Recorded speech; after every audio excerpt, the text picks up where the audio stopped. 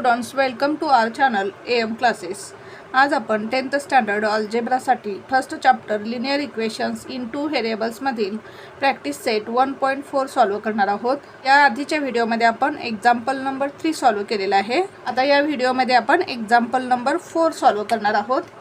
आता क्वेश्चन काय दिला आहे पहा, आपल्याला या ठिकाणी 2 सायमल्टेनियस इक्वेशन्स दिलेले आहेत आणि ही इक्वेशन्स आपल्याला सॉल्व करायची आहेत। आता आपण इक्वेशन सॉल्व करणार, म्हणजेच आपल्याला काय करायचं आहे, x आणि y या 2 व्हेरिएबल्सच्या व्हॅल्यू फाइंड करायच्या आहेत। आता ही जी आपल्याला 2 इक्वेशन्स दिलेले आहेत, ही लिनियर इक्वेशन्स आहेत का? नो, ही काय आहेत? नॉन लिनियर इक्वेशन्स आहेत। आता प्रथम आपल्याला काय करावे लागेल, ही non linear equations linear equations मध्ये कन्वर्ट करून घ्यावी लागतील। पहा, सॉल्व करू आपण एक्झाम्पल। प्रथम आपण ही दोन्ही इक्वेशन्स लिहून घेऊ। या ठिकाणी मी दोन्ही इक्वेशन्स लिहून घेतलेली आहेत।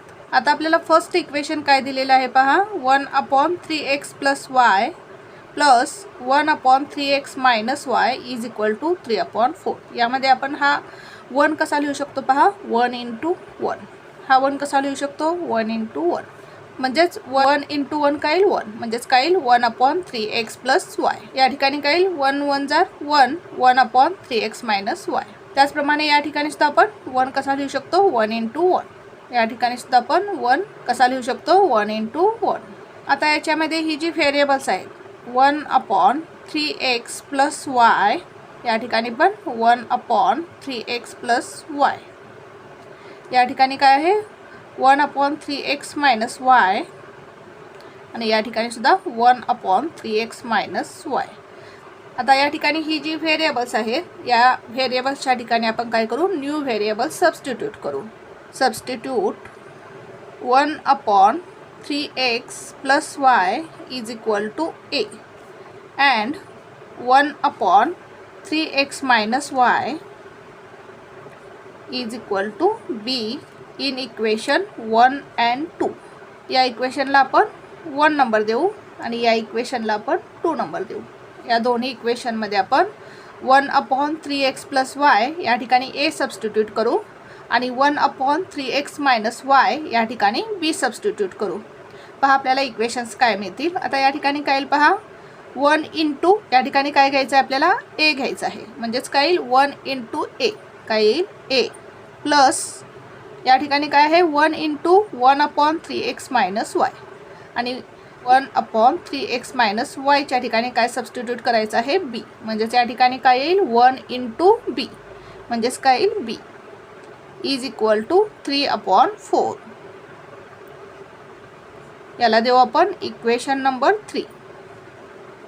आता या सेकंड इक्वेशन मध्ये आपण 1/3x + y या ठिकाणी a सबस्टिट्यूट करू, म्हणजेच आपल्याला काय मिळेल पहा, 1/2 × a, काय मिळेल पहा 1/2 × a मायनस 1/2 × आता 1/3x - y च्या ठिकाणी आपल्याला काय सबस्टिट्यूट करायचं आहे, b, म्हणजेच या ठिकाणी काय येईल b इज इक्वल टू -1/8।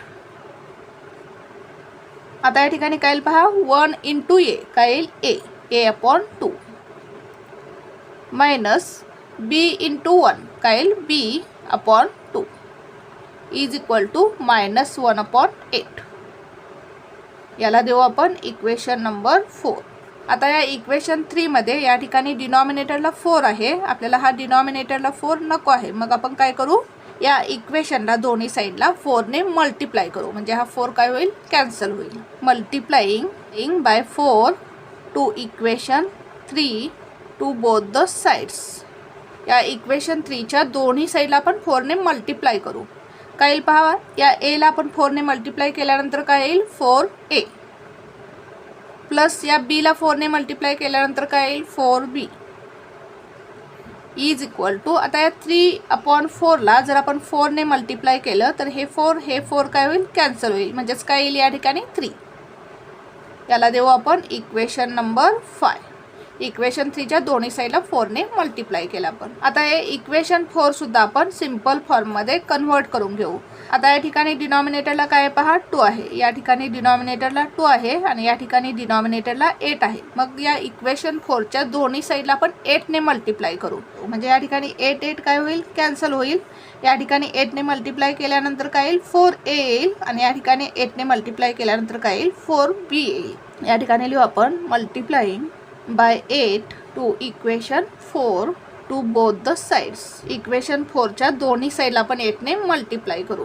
म्हणजे काय येईल, 8 into a upon 2 minus 8 into b upon 2 is equal to -1 upon 8 into 8. काय येईल पहा, या ठिकाणी भाग घालू आपण. 2 1 जार 2, 2 4 जार 8, 2 1 जार 2, 2 4 जार 8. या ठिकाणी 8 1 जार 8, 8 1 जार 8. म्हणजेच आपल्याला इक्वेशन काय मिळेल पहा, 4a minus 4 into B 4b is equal to 1 1 जार 1 आणि हा 1 म्हणजेच 1 अपॉन 1 म्हणजेच काय येईल 1 -1. साईन काय आहे मायनस म्हणजेच काय येईल -1. याला देऊ आपण इक्वेशन नंबर 6. आता आपण काय केलेलं आहे, ही नॉन लिनियर इक्वेशन्स लिनियर इक्वेशन्समध्ये कन्व्हर्ट करून घेतलेली आहेत. आता या ठिकाणी ए आणि बी या दोन्ही व्हेरिएबलचे कोएफिशियंट इक्वल आहेत. या दोन्ही इक्वेशन्सचे आपण ॲडिशन करू. म्हणजे या ठिकाणी 4b काय होईल, कॅन्सल होईल. Adding equation 5 and 6 we get, दोन्ही इक्वेशन्स लिहून घेऊ आपण. 4a plus 4b is equal to 3.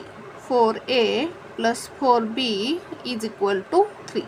6 नंबरचं इक्वेशन काय आहे, 4a minus 4b is equal to -1. 4a minus 4b is equal to -1. हे आहे इक्वेशन नंबर 5. हे आहे इक्वेशन नंबर 6. या दोन्ही इक्वेशन्सचे आपण ॲडिशन करू. 4a प्लस 4a किती येईल, 8a. या ठिकाणी plus 4b minus 4b cancel होईल. Is equal to 3 - 1 is equal to 3 - 1 किती येईल 2. म्हणजेच आपल्याला काय मिळालं, 8a इज इक्वल टू 2. या ठिकाणी लिहू आपण 8a इज इक्वल टू 2. हा 8 आपण या साईडला घेऊ. या ठिकाणी 8a मल्टिप्लाय आहे, या बाजूला आल्यानंतर डिवाइड होईल. Therefore a is equal to 2 upon 8. 2 divide 8. भाग घालू आपण. 2 1 जार 2, 2 4 जार 8. म्हणजेच आपल्याला a ची व्हॅल्यू काय मिळाली, 1/4. आता ही व्हॅल्यू आपण इक्वेशन 5 किंवा इक्वेशन 6 मध्ये पुट करू शकतो. आपण या ठिकाणी a ची व्हॅल्यू इक्वेशन नंबर 5 मध्ये पुट करू. इक्वेशन 5 लिहून घेऊ आपण. या ठिकाणी लिहू आपण put a is equal to 1/4 in equation 5. We get equation 5 लिहून घेऊ आपण.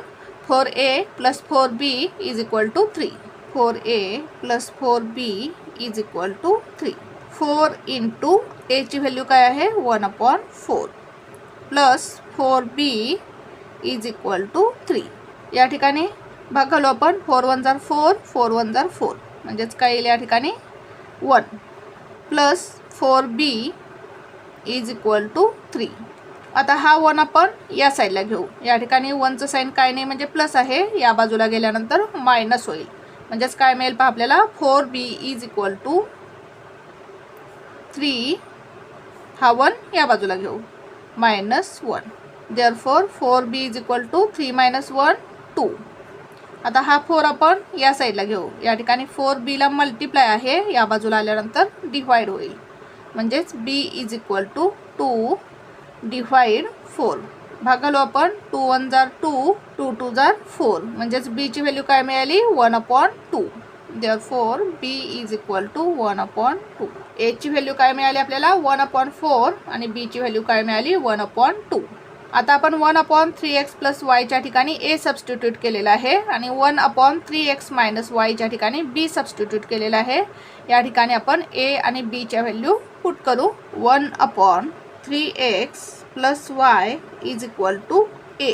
म्हणजेच काय येईल पहा, 1/3x plus y is equal to a ची व्हॅल्यू काय मिळाली आपल्याला, 1/4. म्हणजेच या ठिकाणी काय येईल, 1/4. आता या ठिकाणी क्रॉस मल्टिप्लिकेशन करू आपण. 3x प्लस y इंटू 1 काय येईल पहा, 3x प्लस y इंटू 1 किती येईल, 3x plus y. 3x plus y is equal to 1 into 4 काय येईल 4.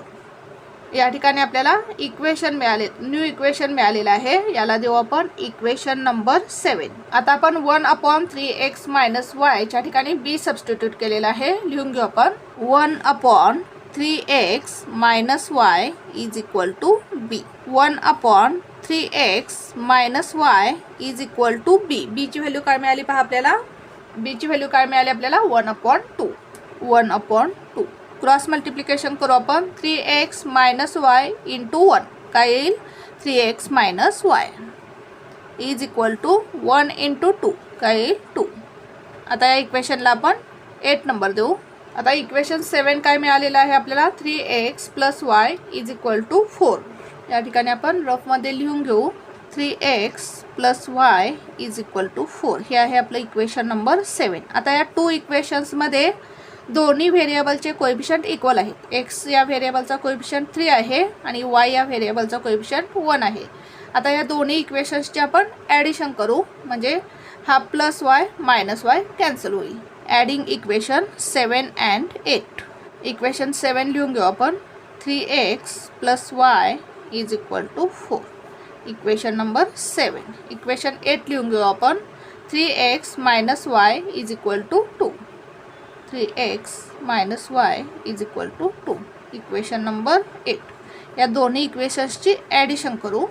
3x प्लस 3x काय येईल पहा 6x plus y minus y cancel होईल इज इक्वल टू 4 प्लस 2 काय येईल 6. म्हणजेच आपल्याला काय मिळालं 6x is equal to 6. 6x is equal to 6. आता हा 6 आपण या साईडला घेऊ. या ठिकाणी 6xला मल्टिप्लाय आहे, या बाजूला आल्यानंतर डिवाइड होईल. Therefore x is equal to 6/6. भागालो आपण 6 1 जार 6 6 1 जार 6. म्हणजेच आपल्याला x ची व्हॅल्यू काय मिळाली 1/1 म्हणजेच 1. आता ही x ची व्हॅल्यू आपण इक्वेशन नंबर 7 किंवा 8 मध्ये पुट करू. इक्वेशन 7 मध्ये आपण x ची व्हॅल्यू 1 पुट करू. या ठिकाणी लिहू आपण put x is equal to 1 in equation 7. We get equation 7 लिहून घेऊ आपण 3x plus y is equal to 4. 3x plus y is equal to 4. हे आहे इक्वेशन नंबर 7. या इक्वेशनमध्ये आपण x ची व्हॅल्यू 1 पुट करू. 3 इंटू x. x ची व्हॅल्यू काय आहे 1 plus y is equal to 4. 3 1 जार 3 plus y is equal to 4. आता हा 3 आपण या साईडला घेऊ. या ठिकाणी 3चं साईन काय नाही म्हणजे प्लस आहे, या बाजूला आल्यानंतर मायनस होईल. Therefore y is equal to 4 minus 3. Therefore y is equal to 4 minus 3 किती येईल 1. म्हणजेच आपल्याला y ची व्हॅल्यू काय मिळाली 1. म्हणजेच आपल्याला x या व्हेरिएबलची व्हॅल्यू किती मिळाली 1 आणि y या व्हेरिएबलची व्हॅल्यू किती मिळाली 1. आन्सर लिहू आपण या ठिकाणी. म्हणजेच आपल्याला x आणि y या दोन्ही व्हेरिएबलच्या व्हॅल्यू काय मिळालेल्या आहेत 1 मिळालेल्या आहेत. आन्सर लिहू आपण x, y is equal to x ची व्हॅल्यू काय मिळाली 1, y ची व्हॅल्यू काय मिळाली 1 इज द सोल्युशन. दोन्ही व्हेरिएबलची व्हॅल्यू आपल्याला 1 मिळालेली आहे. अशा प्रकारे आपल्याला हे एक्झाम्पल सॉल्व करायचं होतं. पुन्हा एकदा पहा आपण एक्झाम्पल कसं सॉल्व केलं.